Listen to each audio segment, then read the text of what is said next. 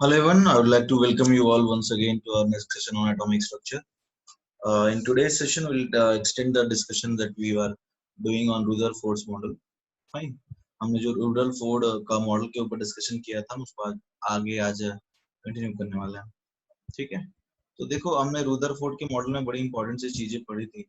जैसे रुदरफोर्ड ने क्या क्या जानकारी दी न्यूक्लियस के बारे में, एटम के बारे में. Those informations were very important. And they played a vital role in the discovery of atom and the structure of atom, है ना. तो अब देखते हैं उसमें क्या कमियां रह गई. Drawbacks of Rutherford's model of atom. देखो रुदरफोर्ड के जो एटम की मॉडल थी उसकी कुछ लिमिटेशंस थे, उसके कुछ ड्रॉबैक्स थे. ठीक है. तो ड्रॉबैक हम देखते हैं कि क्या क्या थे. सबसे पहला एक साइंटिस्ट था मैक्सवेल, हेनरी मैक्सवेल. उसने क्या कहा था, उसने कहा था कि a charged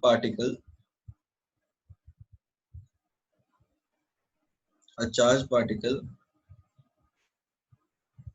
undergoing accelerated motion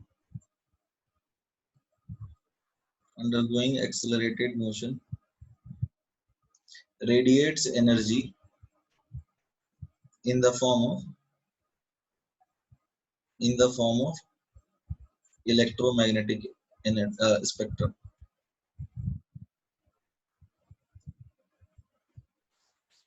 देखो ये इसका मतलब क्या है. जैसे एक चार्ज पार्टिकल को एक्सेलरेट कर रहे हैं, एक चार्ज है Q, इसको एक्सेलरेट करने का मतलब या डी एक्सेलरेट करने का मतलब क्या है.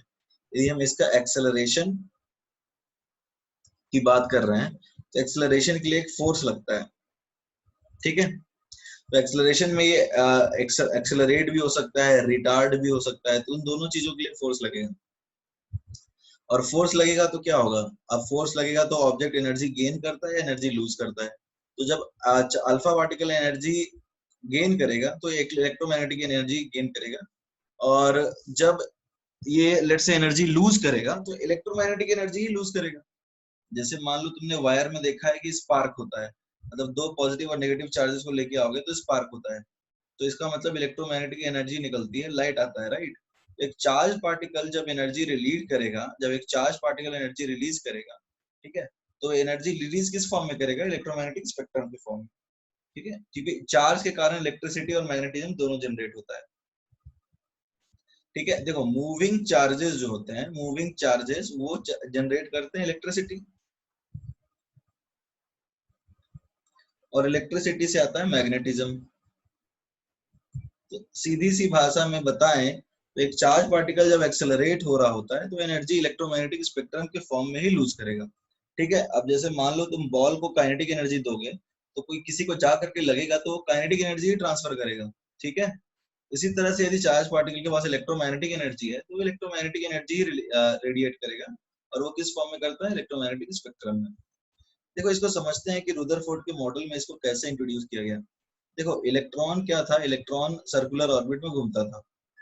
और जैसे तुम लोग अभी वेक्टर पढ़ रहे हो तो इसका वेलोसिटी वेक्टर जैसे इस पॉइंट पे है तो इस डायरेक्शन में, इस पॉइंट पे तो इस डायरेक्शन में, इस पॉइंट पे तो इस डायरेक्शन में, इस पॉइंट पे तो इस डायरेक्शन में, इस पॉइंट पे तो इस डायरेक्शन में. लाइक वाइज अलग अलग पॉइंट्स पे अलग अलग डायरेक्शंस में. तो हम यदि देखें तो क्या हो रहा है, the velocity vector of the charge particle, the velocity vector of the charged particle is changing, is constantly changing. ठीक है. hence ऐसा हम बोल सकते हैं, the motion of charged particle around the nucleus is accelerated. ये जो चार्ज पार्टिकल का मोशन है, इट इज एक्सेलरेटेड. तो अब क्या करेगा, hence it will lose energy. तो इससे क्या होगा, hence it will lose energy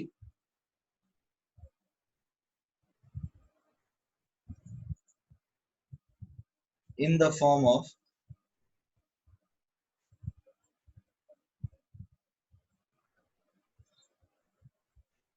electromagnetic spectrum. देखो अब स्पेक्ट्रम इलेक्ट्रोमैग्नेटिक एनर्जी के फॉर्म में आएगा तो उससे इलेक्ट्रोमैग्नेटिक स्पेक्ट्रम आएगा। अब जैसे तुम चार्ज, जैसे तुम एक सेंटर पे एक थ्रेड को एंड में पत्थर लगा के घुमा रहे थे, ठीक है, तो अंदर की तरफ सेंट्रीपिटल फोर्स लग रहा था। जैसे जैसे तुम फोर्स कम करने लगोगे तो ये थ्रेड का ये छोटा रेडियस में आगे गिरने लगेगा। उसी तरह से जब इलेक्ट्रॉन चार्ज पार्टिकल जो है वो एनर्जी लूज करता है तो क्या होगा, जब इलेक्ट्रॉन एक चार्ज पार्टिकल है तो वो भी एनर्जी लूज करते हुए इस तरह से न्यूक्लियस में गिर जाएगा। तो अब तो वही बात हो गया, इलेक्ट्रॉन प्रोटॉन न्यूट्रॉन एक जगह पे आ गया तो हैप्पी फैमिली हो गई यहाँ पे। तो ये तो वही इलेक्ट्रोमैग्नेटिक वही मॉडल हो गया ना जे थॉमसन ने दिया। तो hence the electron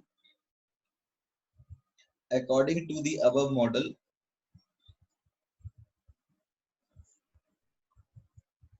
would fall into the nucleus, would fall into the nucleus by taking a spiral path। ये एक स्पाइरल पाथ लेते हुए न्यूक्लियस में गिर जाएगा, ठीक है। तो अब उस हिसाब से तो न्यूक्लियस न्यूट्रल हो जाएगा क्योंकि इलेक्ट्रॉन प्रोटॉन के चार्जेस बराबर है, बट ऐसा होता नहीं था क्योंकि पॉजिटिव चार्ज पार्टिकल को अल्फा पार्टिकल को रिपेल करता था। सो this could not explain the observations of his experiment। तो देखो एक्चुअली क्या है, रुदरफोर्ड ने कोई खास जानकारी जो है वो नहीं दी थी किसके बारे में। रुदरफोर्ड ने एटम के मॉडल के बारे में कोई खास एक्सपेरिमेंट नहीं किया था, बट हाँ उसकी खास बात क्या थी कि उसने जो चीज भी न्यूक्लियस के रेफरेंस में बताया वो बिल्कुल सही है। यहाँ पे दिक्कत क्या है कि चार्ज पार्टिकल है इलेक्ट्रॉन, और वो यदि ऑर्बिट में घूमता है तो उसका मोशन एक्सेलरेटेड होता है और वो एनर्जी लूज करते हुए फाइनली न्यूक्लियस में गिर जाएगा। तो ये वाली जो मॉडल थी उतनी कन्विंसिंग नहीं थी, उतनी सही नहीं थी, ठीक है। तो इसलिए अब अपना चैप्टर आगे बढ़ेगा। तो अब देखो आगे आने वाली चीजें क्या है, साइंस धीरे धीरे तरक्की कर रहा था उस समय पे, जो साइंस थी इट वाज डेवलपिंग। साइंस जो है वो धीरे धीरे डेवलप हो रहा था, उसके अलग अलग फॉर्म्स आ रहे थे। तो अब इलेक्ट्रोमैग्नेटिक एनर्जी की बात करेंगे तो हमारा नेक्स्ट टॉपिक जो है that is electromagnetic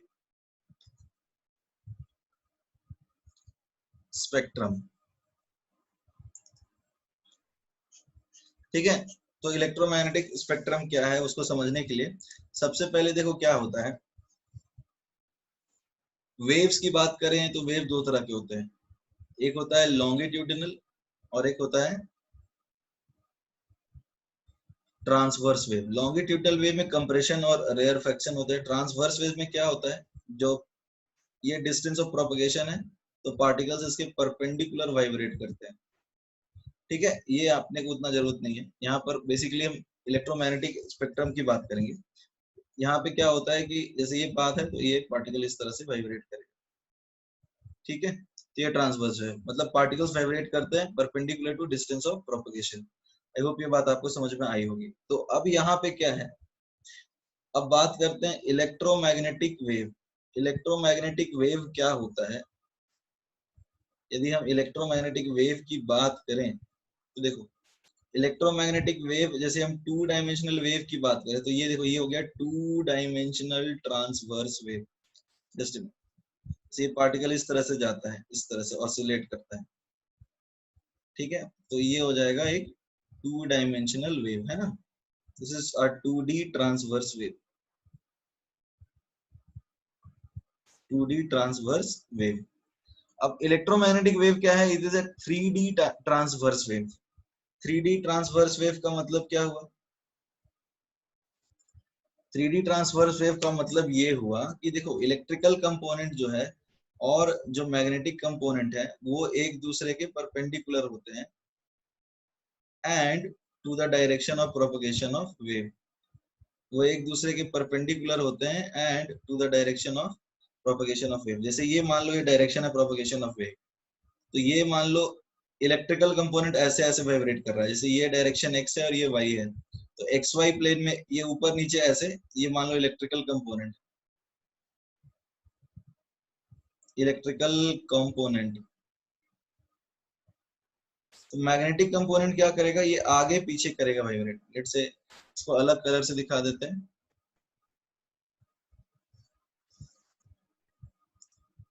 just a minute.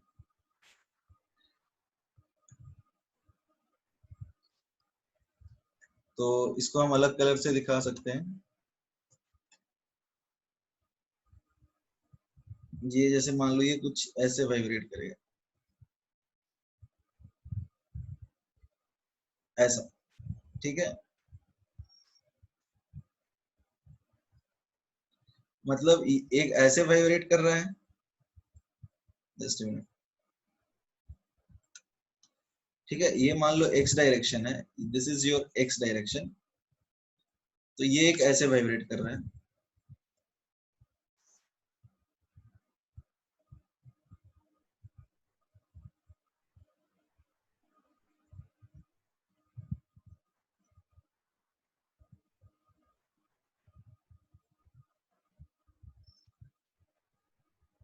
ठीक है, तो दूसरा कैसे वाइब्रेट करेगा, दूसरा कुछ ऐसे वाइब्रेट करेगा, तब इसके एक आगे और एक पीछे, इस तरह से वाइब्रेट करेगा। ठीक है, तो अब ये इलेक्ट्रिकल है, तो दूसरा वाला क्या होगा, मैग्नेटिक कंपोनेंट होगा। यदि एक इलेक्ट्रिकल कंपोनेंट है तो दूसरा कंपोनेंट क्या होगा, मैग्नेटिक होगा। आई होप ये वाली बात आपको समझ में आ रही होगी कि एक इलेक्ट्रिकल कंपोनेंट बोला तो दूसरा मैग्नेटिक कंपोनेंट कैसे बोल दिया। देखो ऐसा समझ लो कि दो सांप एक दूसरे के ऊपर लिपट रहे हैं, एक इलेक्ट्रिकल कंपोनेंट है और मैग्नेटिक कंपोनेंट दूसरा है। ठीक है ना, तो आई होप ये बात आपको समझ में आ गई होगी। अब जैसे हमने क्या सीखा, इलेक्ट्रोमैग्नेटिक स्पेक्ट्रम में एक होता है इलेक्ट्रिक कंपोनेंट और दूसरा होता है मैग्नेटिक कंपोनेंट, राइट। तो अब यदि हम बात करें कि जाता कैसे है, इलेक्ट्रोमैग्नेटिक वेव जो है वो प्रोपगेट कैसे करता है, तो प्रोपगेशन के लिए, प्रोपगेशन की बात करनी है हमें, प्रोपगेशन ऑफ इलेक्ट्रोमैग्नेटिक वेव्स। तो प्रोपगेशन ऑफ इलेक्ट्रोमैग्नेटिक वेव्स देखो कुछ इस तरह से रहेगा, जो हम एक इमेज दिखा देते हैं तुम्हें, हाँ, एक इमेज देख लेते हैं।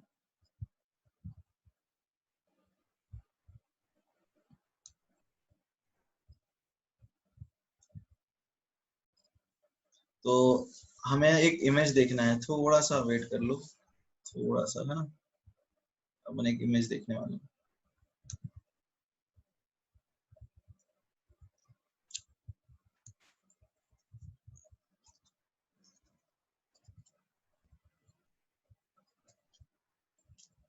तो see what have we learn till now, देखो अब यदि हम बात कर लेते हैं इमेज, सॉरी, हम बात करते हैं इलेक्ट्रोमैग्नेटिक स्पेक्ट्रम की एक इमेज की, थोड़ा सा समय लग गया, तो आ जाते हैं इसके ऊपर।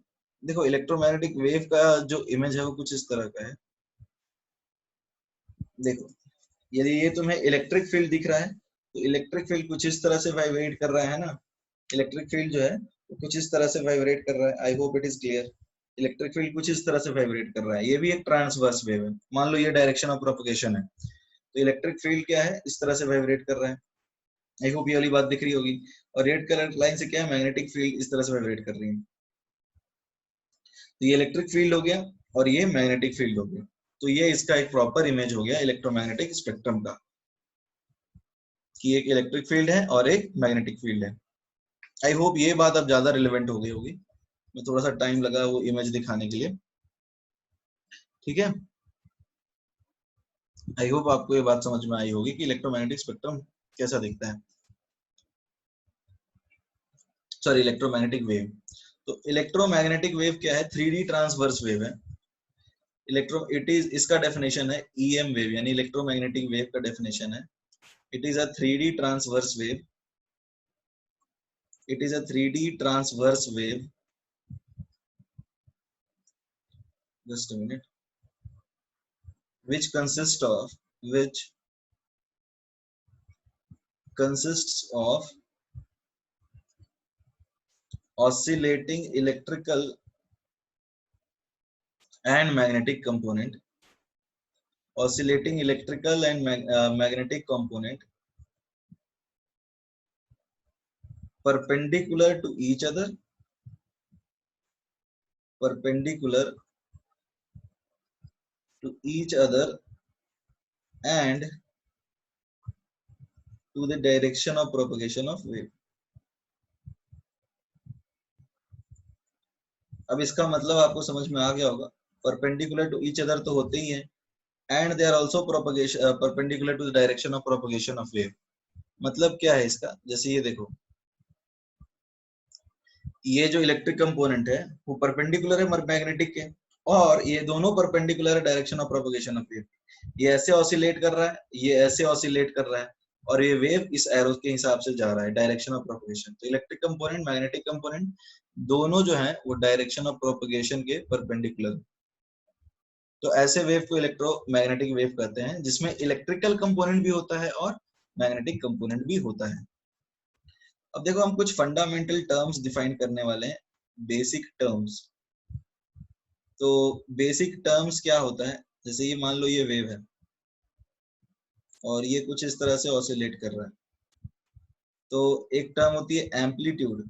तो एम्पलीट्यूड आपको पता होगा कि एम्पलीट्यूड क्या है एक वेव का। देखो बेसिकली एम्पलीट्यूड क्या है, it is the maximum displacement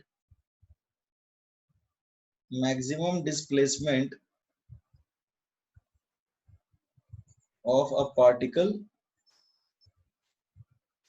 from its mean position. Maximum displacement of a particle from its mean position जो है, that is called amplitude, है ना। एक पार्टिकल का उसके मीन पोजीशन से जो मैक्सिमम डिस्प्लेसमेंट होगा उसको हम एम्पलीट्यूड बोलते हैं, ठीक है। अब बात कर लेते हैं वेवलेंथ की। देखो वेवलेंथ क्या है, it is distance covered by a wave in one oscillation, या फिर ऐसा बोल सकते हो distance between two consecutive crest and consecutive troughs, दोनों सेम चीज है। ये हो गया lambda, distance covered in one oscillation, distance between two consecutive crest, इस तरह से डिफाइन कर सकते हैं। तो it is the displacement produced by a wave, displacement produced by a wave in one complete oscillation. एक कंप्लीट ऑसिलेशन से जो डिस्प्लेसमेंट प्रोड्यूस होता है उसको अपन क्या बोलते हैं, वेवलेंथ बोलते हैं, ठीक है ना। अब देखो आता है टाइम पीरियड। टाइम पीरियड क्या होता है, टाइम पीरियड होता है time taken for completion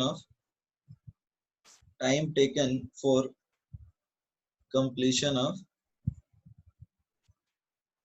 one complete revolution.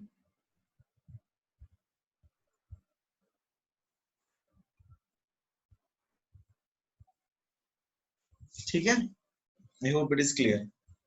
इसका यूनिट तो टाइम सेकंड में रहेगा या मिनट में रहेगा, और वेवलेंथ का मीटर में रहेगा, राइट। ये सब तो आपको शायद पता हो। अब आता है फ्रीक्वेंसी। फ्रीक्वेंसी क्या है, फ्रीक्वेंसी ऑफ अ वेव यदि हमें डिफाइन करना है तो it is simply the number of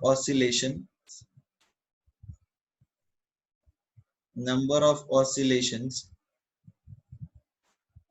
completed by a wave, number of oscillations completed by a wave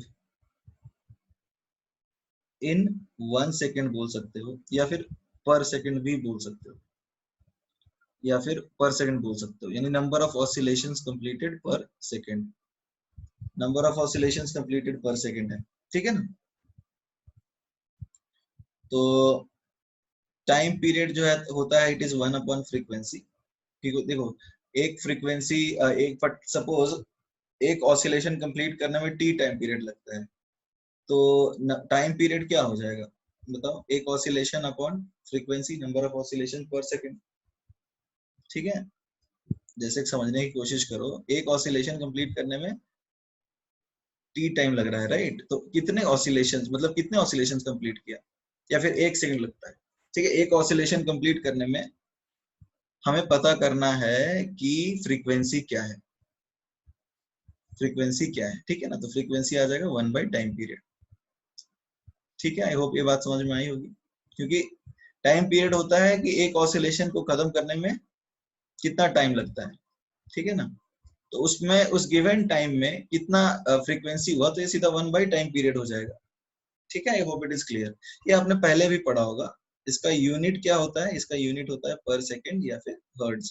ये आपके लिए कुछ नया नहीं है, आई होप ये बात आपने पहले भी पढ़ी होगी, राइट। व्हाट कम्स नेक्स्ट, अब एक नया चीज है, and that is called wave number. अब देखो वेव नंबर क्या है, इसको बोलते हैं कि number of wavelengths in 1 unit length. जैसे 1 मीटर को हम रखते हैं रेफरेंस लेंथ, ठीक है, 1 मीटर क्या है, ये रेफरेंस लेंथ। तो इसको हम कैसे डिफाइन करेंगे, wave number is written as mu bar, it is number of wavelengths completed per unit length. यानी हम यूनिट लेंथ यदि 1 मीटर डिफाइन करें तो उसमें कितने वेवलेंथ आएंगे। तो 1 मीटर डिस्टेंस मान लो ये है, और ये इसका लेमडा है, तो इसमें कितने वेव्स आ गए, वेव का नंबर मतलब कितने वेव्स आए इस रेफरेंस यूनिट में। तो ये लेंथ हो गया 1 मीटर और ये लेमडा हो गया, कितने वेव्स आ गए कैसे डिफाइन करोगे, ये 1/लेमडा आएगा। इसका यूनिट क्या है, मीटर इनवर्स और पर मीटर। अरे देखो सीधा सा है, 1 मीटर तुम्हारा रेफरेंस लेंथ है और ये लेमडा है, तो इस 1 मीटर रेफरेंस लेंथ में कितने वेवलेंथ है, लेमडा, 1/लेमडा। I hope it is clear to everyone कि वेव नंबर क्या होता है ना। तो हमने सीखा वेवलेंथ, हमने सीखा टाइम पीरियड, हमने सीखा फ्रीक्वेंसी, है ना। और अब हम सीख चुके हैं वेव नंबर। तो ये बेसिक चीजें हैं। एम्पलीट्यूड भी सीखा है। Amplitude is the maximum displacement of a particle from its mean position. Wavelength होता है डिस्टेंस बिटवीन कंसेक्यूटिव ट्रफ्स और कंसेक्यूटिव क्रेस्ट, या फिर एक कंप्लीट ऑसिलेशन में कितना डिस्टेंस कवर करता है। टाइम पीरियड होता है कितना समय लग रहा है, ठीक है। और नेक्स्ट चीज जो आती है फ्रीक्वेंसी। फ्रीक्वेंसी होता है कि कितने ऑसिलेशन एक यूनिट टाइम में कवर करता है, ठीक है ना। तो देखो ऑब्वियसली यदि ज्यादा करेगा एक यूनिट टाइम में फ्रीक्वेंसी ज्यादा कर रहा है, मतलब ज्यादा नंबर ऑफ ऑसिलेशंस कर रहा है, इसका मतलब टाइम कम लग रहा है, तो सीधा t is equal to 1/f होता है। वेव नंबर की एक यूनिट लेंथ में कितने वेवलेंथ कवर हुए। आई होप ये वाली बात आपको समझ में आ रही होगी। Now coming to the next thing, उसके बाद हमें कुछ और भी चीजें पढ़नी है। जैसे देखो velocity of a wave, velocity of a wave, velocity क्या होता है या फिर स्पीड क्या होता है, distance covered per unit time. Just जैसे मान लो ये वेव इस तरह से कुछ ऑसिलेट कर रही है, ठीक है ना, और इसका वेवलेंथ है लेमडा। तो जैसे मानते हैं let us assume that the wave covers n revolutions in t seconds। ये t सेकेंड्स में n रिवॉल्यूशंस कवर करता है। आई होप इट इज क्लियर, ये t सेकेंड्स में n रिवॉल्यूशंस कवर करता है। तो अब बताओ डिस्टेंस कवर्ड कितना हुआ, डिस्टेंस आ जाएगा क्या, देखो ये लेमडा है, 2 कवर किया तो 2 लेमडा होगा, तो ये n कवर किया है तो आ जाएगा n लेमडा। तो स्पीड क्या बोलेगा, डिस्टेंस बाई टाइम, तो आ जाएगा n लेमडा बाई t। और नंबर ऑफ रिवॉल्यूशंस पर सेकंड क्या होता है, फ्रीक्वेंसी होता है, इसको यहाँ लिखते हैं न्यू। तो स्पीड आया न्यू इंटू लेमडा यानी frequency into wavelength. Now talking about electromagnetic waves for EM waves, this is called c, velocity of light. New lambda क्या होता है, ये होता है 3 इंटू 10⁸ मीटर पर सेकंड। ये आपको याद रखना है, ये कांस्टेंट वैल्यू होती है, ठीक है। तो ये कांस्टेंट वैल्यू होती है, ये आपको याद रखना है। अब इसमें एक और चीज है कि c is equal to nu lambda है, तो यहाँ पे lambda is inversely proportional to nu है, बिकॉज c इज कांस्टेंट, यानी फ्रीक्वेंसी ज्यादा है। सी यदि फ्रीक्वेंसी ज्यादा है तो वेवलेंथ कम होगा इलेक्ट्रोमैग्नेटिक वेव्स के लिए, और और इतना ही नहीं, फ्रीक्वेंसी कम है तो वेवलेंथ ज्यादा होगा। ये दोनों चीज होल्ड करने वाली है। आई होप ये वाली बात आपको समझ में आ गई होगी, फ्रीक्वेंसी और वेवलेंथ वाली रिलेशनशिप, है ना। अब छोटे मोटे क्वेश्चन कर लेते हैं। जैसे क्वेश्चन है, calculate the frequency of an EM wave having lambda यानी वेवलेंथ इज इक्वल टू 400, या थोड़ा आसान कैलकुलेशन रखते हैं, लेट्स से 300 नैनोमीटर, 300 नैनोमीटर। अच्छा, कुछ चीजें आपको याद रखनी है, जैसे आई होप मिली पता है आपको। मिली होता है क्या है, पहले स्टार्ट कर लेते हैं छोटे से। 1 FM फेम्टोमीटर होता है 10⁻⁻15 मीटर, है ना। 1 एंगस्ट्रॉम ये होता है 10⁻⁻10 metre. 1 nanometre 10⁻⁹ metre. 1 micrometre is 10⁻⁻6 metre. 1 millimetre is 10⁻⁻3 metre. ठीक है ना। इस तरह से आपको याद रखना है। 1 सेंटीमीटर इज 10⁻⁻2 मीटर। ठीक है। Decimetre is 10⁻⁻1 metre.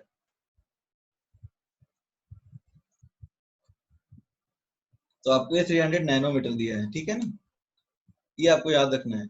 तो आपको निकालना क्या है, calculate the frequency of the given EM wave. ये जो गिवन इलेक्ट्रोमैग्नेटिक वेव है इसका फ्रीक्वेंसी निकालना है हमें।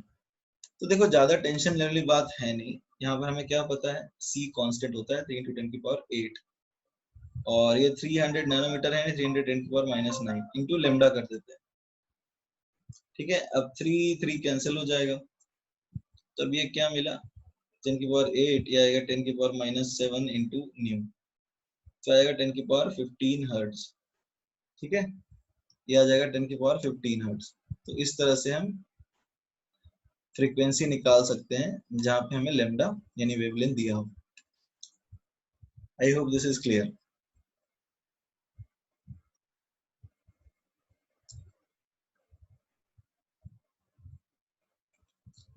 अब जैसे एक क्वेश्चन और है,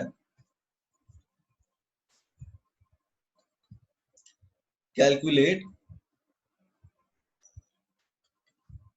the wave number in metre inverse for an EM wave यानी इलेक्ट्रोमैग्नेटिक वेव हैविंग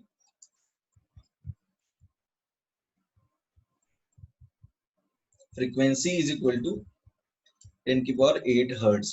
तो देखो होता क्या है, C is equal to nu lambda होता है, तो C by nu is equal to lambda होगा। तो न्यू बाई C क्या आएगा, 1 बाई लेमडा, यानी न्यू बाई C क्या है, ये है wave number. Mu by C है वेव नंबर। तो यदि हम बात करें लेमडा वर्क यानी वेव नंबर की,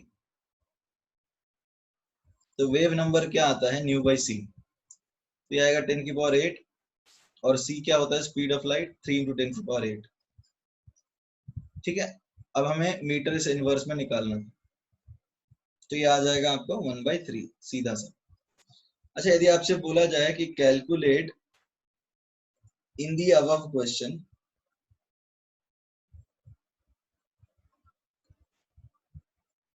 कैलकुलेट वेव नंबर इन सेंटीमीटर इनवर्स, तो ज्यादा कुछ नहीं करना है। वेव नंबर क्या होता है, म्यू बाई C, यहाँ पर C को सेंटीमीटर में ले लेना है, तो क्या हो जाएगा 10⁻10। ठीक है, तो ये आ जाएगा 1/300 सेंटीमीटर इनवर्स। तो इस तरह से हम लोग ये चीजें निकाल सकते हैं। ठीक है। क्वेश्चन है कि for an EM wave in electromagnetic wave lambda is equal to 1 metre, तो calculate the number of waves covered या फिर कंप्लीटेड इन 1 किलोमीटर। देखो सीधा सा क्वेश्चन क्या है, तुम्हारे पास 1 किलोमीटर लेंथ की कुछ भी है, you have a reference length how much, it is 1 kilometre. तो 1 किलोमीटर है, यहाँ पे वेवलेंथ क्या है, ये वेवलेंथ है 1 मीटर। तो इस तरह से चलता जा रहा है। तो अब बताओ इसमें कितने कवर हो जाएंगे, 1 किलोमीटर है यानी 1000 मीटर, और ये रेफरेंस लेंथ 1 मीटर है, तो यहाँ पे नंबर ऑफ वेव्स क्या आ जाएंगे, 1000 आ जाएंगे। सीधा है ना, 1 किलोमीटर लेंथ है और ये वेव लेंथ 1 मीटर है, तो 1000 आ जाएगा ना इस तरह से, एक एक मीटर का 1000 आ रहा है। आई होप ये बात आपको समझ में आ गई होगी कि वेव नंबर हमने किस तरह से निकाला है। ना वो चीजें हम थोड़ा सा आगे लेके चलेंगे। वेलोसिटी ऑफ वेव्स हमने सीख लिया है। वह relationship between energy, wavelength and frequency. देखो एक सिंपल सा एग्जांपल से हम लोग इसको समझने की कोशिश करेंगे। जैसे मान लो एक स्ट्रिंग है, स्ट्रिंग मतलब धागा। जैसे string is tied to the end of a wall, और हमने एक छोटा सा फोर्स लगाया, तो छोटा सा फोर्स में क्या होगा, ये इस तरह से एक वेव प्रोड्यूस होगा जिसका वेवलेंथ आ गया लैम्डा। अब हम क्या करेंगे, धीरे धीरे ना इस धागे पे जो फोर्स है वो बढ़ाते जाएंगे, तो अब कुछ इस तरह से ज्यादा छोटे छोटे वेव्स आएंगे। ठीक है, तो अब जैसे यहाँ पर बहुत सारे लैम्डा आ गए, ठीक है ना। अब देखो क्या है, इसको इसको केस 2 बना देते हैं। केस 1 में हम लोग कुछ फोर्स ही नहीं देते हैं, फोर्स दिया हमने क्या, 0। तो लेमडा यानी एनर्जी देखते हैं, वो मानते चलते हमने कुछ एनर्जी ट्रांसफर किया ही नहीं। वेवलेंथ क्या आ रहा है, वेवलेंथ आ रहा है इन्फिनिटी, मतलब ये घूम ही नहीं रहा है, ऐसा बोल सकते हैं कि वेव कंप्लीट ही नहीं हो रहा है। फिर हमने यहाँ पर एनर्जी बढ़ाया तो वेवलेंथ कम हो गया इन्फिनिटी से, फिर हमने और एनर्जी बढ़ाया तो वेवलेंथ और कम हो गया।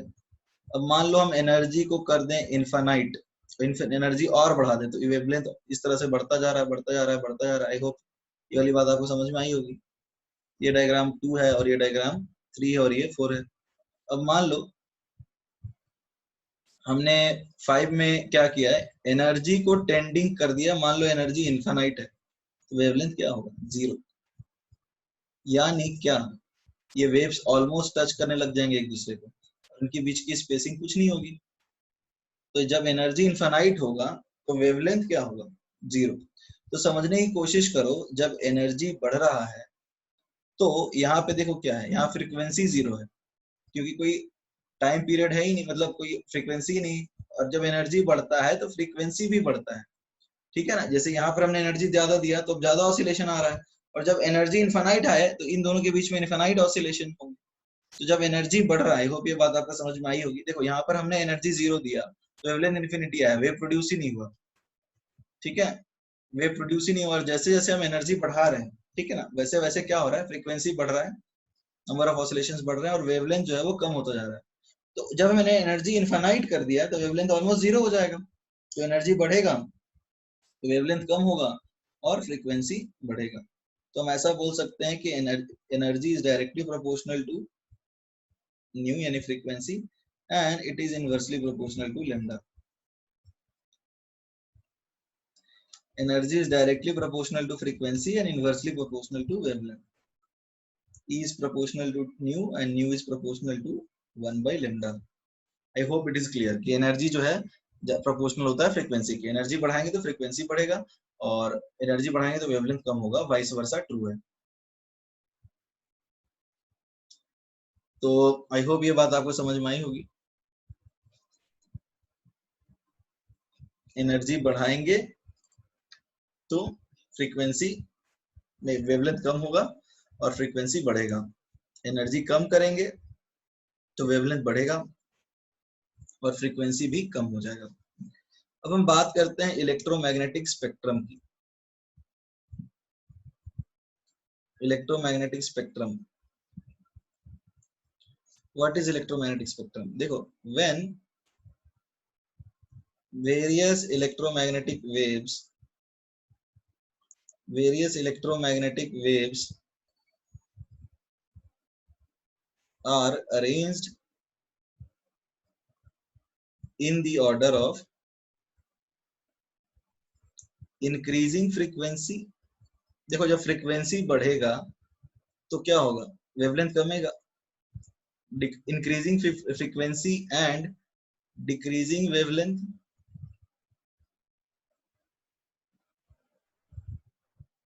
और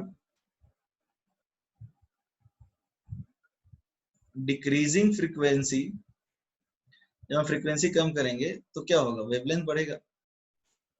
एंड इंक्रीजिंग वेवलेंथ, तो क्या होगा, then the spectrum so obtained, the spectrum so obtained is called या will be known as electromagnetic spectrum। इसको हम बोलेंगे इलेक्ट्रोमैग्नेटिक स्पेक्ट्रम। आई होप ये बात आपको समझ में आई होगी। देखो जब इलेक्ट्रोमैग्नेटिक वेव्स को हम अरेंज करते हैं एक पर्टिकुलर ऑर्डर में, इंक्रीजिंग फ्रीक्वेंसी हो, डिक्रीजिंग वेवलेंथ हो, जैसे फ्रीक्वेंसी बढ़ेगा तो वेवलेंथ कम हो जाएगा, या फिर उल्टा, या वाइस वर्सा बोल सकते हो, तो उससे जो बनता है स्पेक्ट्रम उसको आप इलेक्ट्रोमैग्नेटिक स्पेक्ट्रम बोलते हैं। ठीक है, और इसमें एक सीक्वेंस होता है, पहले हम लिख लेते हैं उसको। सीक्वेंस क्या है, cosmic,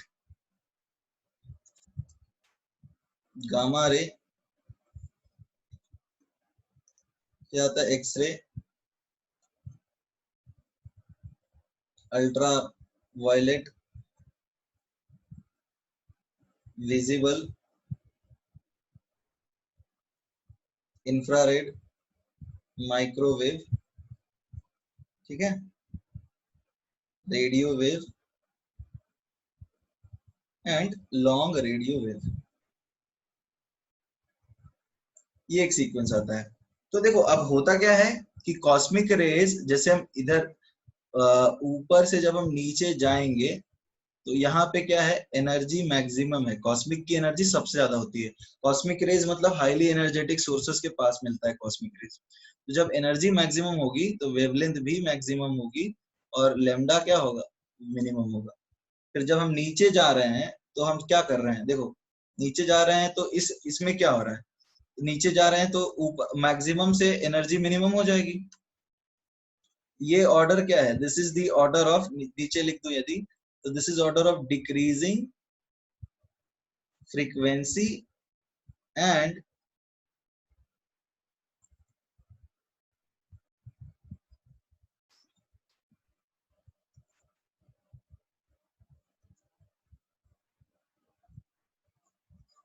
increasing wavelength. This is the order of decreasing frequency and increasing wavelength. ये एक ऐसा ऑर्डर है जिसमें फ्रीक्वेंसी घटता है और वेवलेंथ बढ़ता है। तो जब हम ऊपर से नीचे आएंगे, ठीक है, तो एनर्जी मैक्सिमम से क्या हो जाएगा, एनर्जी मैक्सिमम से हो जाएगा एनर्जी मिनिमम। ठीक है, और वेवलेंथ जो मैक्सिमम था, मतलब फ्रीक्वेंसी जो मैक्सिमम था, उससे आ जाएगा फ्रीक्वेंसी मिनिमम, और लेमडा जो इनिशियली मिनिमम था अब हो जाएगा मैक्सिमम। यानी ये ऑर्डर क्या है, इस ऑर्डर में वेवलेंथ बढ़ रहा है और फ्रीक्वेंसी जो है वो कम हो रहा है। अब देखो इसको याद कैसे करना है। इसको याद करने के लिए अपने पास एक सॉलिड निमोनिक है, इसको ऐसे याद करेंगे।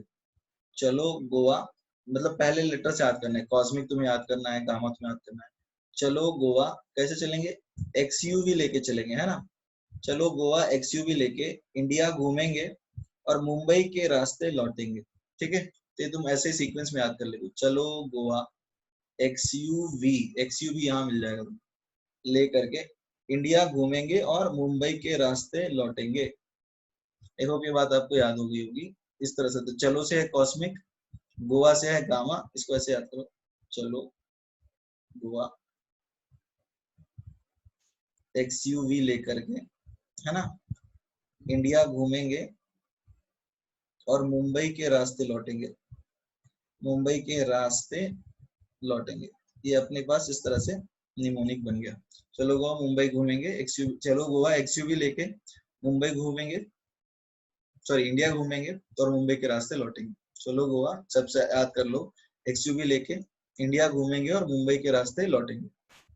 ठीक है, तो इस तरह से हम इलेक्ट्रोमैग्नेटिक स्पेक्ट्रम बना सकते हैं। तो देखो आज के लेक्चर में इतना ही, बाकी हम नेक्स्ट लेक्चर में देखेंगे कि कैसे कॉस्मिक रेज कहाँ मिलता है, गामा रे कहाँ मिलता है, एक्सरे कहाँ मिलता है, अल्ट्रावायलेट कहाँ मिलता है, विजिबल कहाँ मिलता है, इंफ्रारेड कहाँ मिलता है, लाइकवाइज। तो सीधा सा सीक्वेंस क्या है, कॉस्मिक, यानी चलो गोवा एक्सयूवी लेकर के इंडिया घूमेंगे और मुंबई के रास्ते लौटेंगे। ठीक है। वेन इलेक्ट्रो, अब यहाँ पर क्या है, जो सबसे पहली चीज एनर्जी बढ़ता है तो फ्रीक्वेंसी बढ़ता है, और फ्रीक्वेंसी बढ़ता है तो वेवलेंथ कम होता है। जैसे हमने बताया था ना, वेव में बहुत ज्यादा एनर्जी दोगे तो infinite number of oscillation produce हो जाएंगे, वेवलेंथ काफी कम होगी, और एनर्जी काफी कम दोगे तो वेवलेंथ इन्फिनिटी हो जाएगा, ऑसिलेशन होगा ही नहीं। ठीक है ना, तो ये हो गया इलेक्ट्रोमैग्नेटिक स्पेक्ट्रम। और ये वाला निमोनिक भी आपको याद करना है, चलो गोवा एक्सयूवी लेकर के मुंबई घूमेंगे और इंडिया के रास्ते, सॉरी, इंडिया घूमेंगे और मुंबई के रास्ते लौटेंगे। ठीक है, तो ठीक है बच्चों, will meet in the next session.